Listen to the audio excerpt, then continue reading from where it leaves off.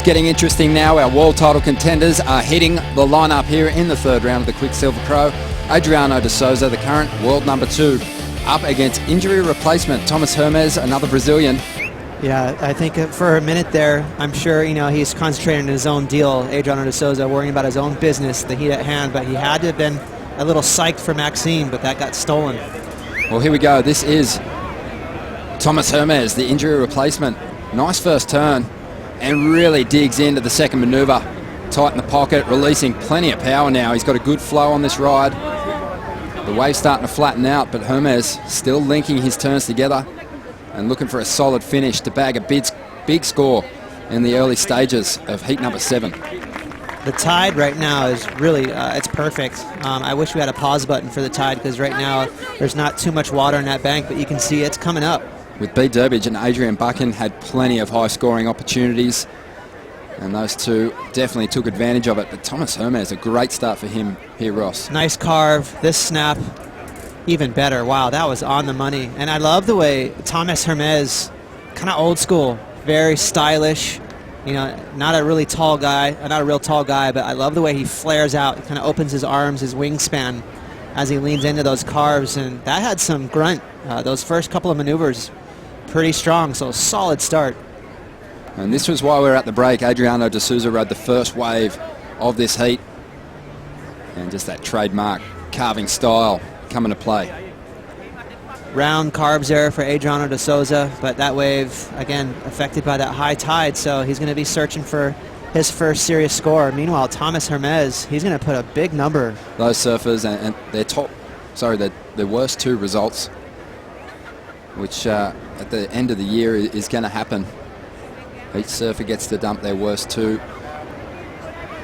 But here we go. This is de Souza now, looking for a solid answer to the 8.23 from his rival. Big first turn, throwing plenty of spray, drives off the bottom. The second maneuver is tight in the pocket, and he drifts a nice floating re-entry over the closeout. We're just on 22.5 minutes remaining. So 2 different styles here. Tomas Hermes. Well, that was a big first turn option on this ride. Here it is again, Ross. So see how he, in between turns, a lot of weaving back and forth, trying to find when he wants to engage a rail. And once he does, he does find magic. He can lean into that back foot. That last turn, definitely the best one, connecting with the lip there. Solid finish, but I don't think it's going to be as good as Tomas Hermes' 8.23. And you can see, look how clean Tomas' lines are. Watch when he gets to the bottom. One nice long bottom turn. Very traditional, classic, much more smooth approach. And because of that, he drew deeper cuts in that wall. Really clean surfing. We're into the bottom half of the draw now. Already some great round 4 matchups established. And with conditions similar to Bell's, it's no surprise to see Fanning lighting up that last heat and saving himself. You sort of get all these butterflies, you get excited, and it's hard. It's hard to pull yourself back, and when they get through, you're like, oh, I've got to keep going, and sort of pressure falls on you again. And but yeah, that to perform like on as the hooter takes off, that's what you train for, and so it's you can go home and be proud of yourself that you performed when the pressure was on. Well, you can be very proud of yourself, Mick. Go enjoy your little bit of time off and a bit of lunch. Back up to you guys. And to me, there's defining moments within every year when you're going to win a world title, and for me, that was it for Mick. That looks pretty close for him. Well, Tomas Hermes, he tucks into the tube, way too deep on that occasion. But he doesn't need a lot to get into the lead here. Adriano de Souza had an 8.17 on his last wave. And it looks like he's going to have a dig at it. He commits. Adriano gets some speed, fades back. Bit of wobble on the bottom turn, but recovers well at the top. Slightly mistimed lip line run there. But starting to link it together now and gets a clean finish with just over 14.5 minutes to go. And the crowd lapping it up. So good, Adriano. Actually, all the surfers on the championship tour, when they hit those wobbles, Ross, they do recover well, and he could have thrown him that bottom turn, but he ended up throwing down a pretty mean turn. Yeah, that second maneuver, he was on his heels, kind of off balance, but then he reconnected with this wave. And that same very backwash that kind of messed him up, I like that he got airborne on that third or fourth turn. So it was kind of a cool accident that happened for him that made that maneuver exciting. But overall, that was a little wobbly, that ride. Adriano's got an 8.17. His last wave was a 6. So he has extended his lead. But Tomas Hermes still definitely within striking distance. He needs a 5.94 to take the lead. Just over 10 minutes to go, and it's interesting. So he is really starting to turn the heat up coming into these last 3 contests. But here we go. Tomas Hermes now used priority for this wave. And you'd have to say that's a mistake, Ross. I think Adriano de Souza, I give him credit, he kind of sold that wave to him. So a big mistake there for Tomas Hermes. He only needs a 5.94. And here he goes. Let's see what he can do. A medium-sized wave. Digs into a small carve to get started. Drifts the tail for the second maneuver. Maybe some nerves coming into play there. Didn't ride out of it. Just looking a little over-amped. But I know that was an inside wave. He had to really push the envelope. He was going to grab, almost a 6-point ride. But he doesn't have priority. It didn't happen. So they're going to have to still push hard for big finishes.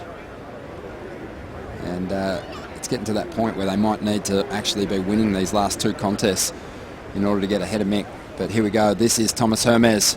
Another insider. This one seems to have a better wall on it for a moment. Again, I don't mind him staying busy there on the inside. He has to, you never know, one of those inside waves could develop. That Australian leg for him is his bread and butter. He does so well at Bells, West Oz, and on Gold Coast.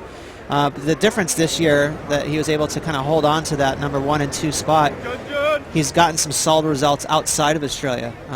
He's really kind of faltered other than that, but he grabbed that 5th at J-Bay.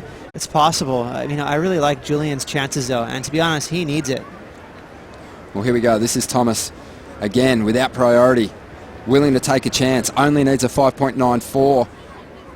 A number of nice turns, slightly mistimed on that one, but he gets out of there. 2 minutes to go. I'm a big fan of the way Tomas surfs. I just like the way he's really carvy, got great style, so I think... Tomas is a great rail surfer, but it's always going to be hard for him to match the power and finesse of Adriano de Souza. He does have a bit of an aerial game too, but I think in all areas, Adriano is just a notch above. And that's the reason he's at the top end of the ratings. Man, look at Adriano now, just hovering. Sharking his way.